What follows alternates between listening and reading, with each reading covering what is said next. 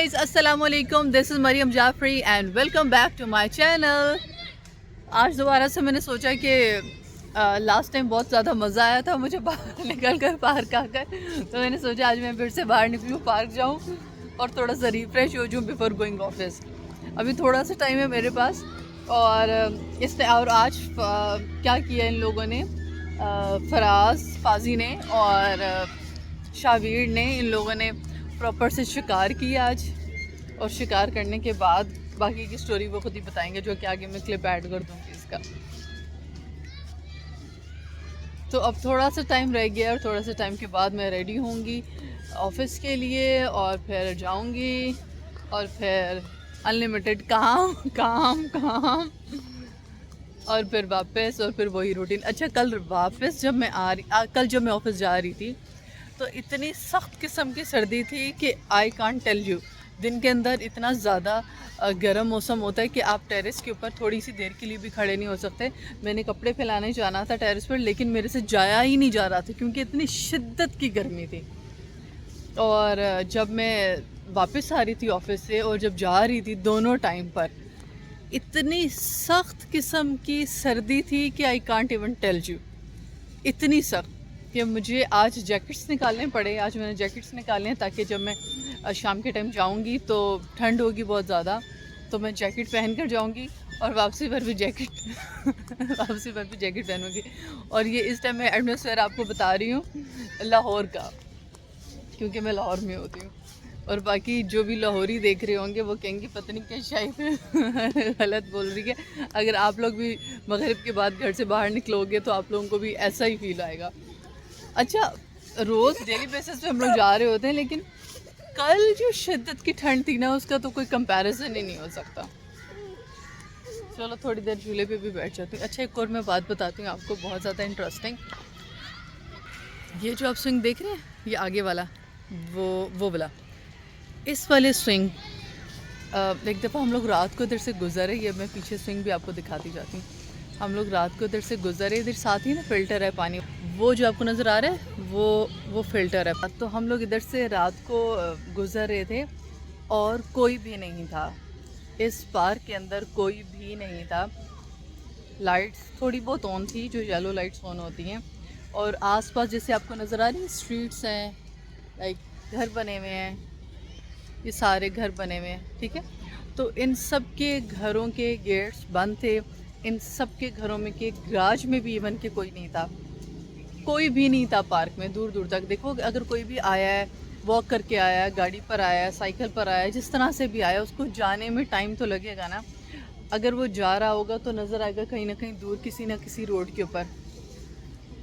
तो वो स्विंग जो बुबला है आगे वाला, वो स्विंग बाकायदा बहुत ज़्यादा मूव कर रहा था, ऐसे ऐसे ऐसे ऐसे लग रहा था जैसे इसके ऊपर कोई बैठा हुआ है और वो बाकायदा स्विंग ले रहा है। और देखो, अगर कोई भी इंसान स्विंग से उठे ना, तो जैसे अभी ये स्विंग्स हल्के हल्के हिल रहे हैं, ये हिल रहे हैं ना स्विंग, जैसे अगर थोड़े थोड़े कोई भी स्विंग से उठे तो वो थोड़ी देर के बाद उसकी मोशन स्लो हो जाती है और वो एट द एंड जो भी उसकी एक्चुअल पोजीशन होती है स्विंग की, उससे कम ज़रूर होगा, 5 मिनट तक उससे कम ज़रूर होगा और कम होने के बाद बंद ज़रूर होगा।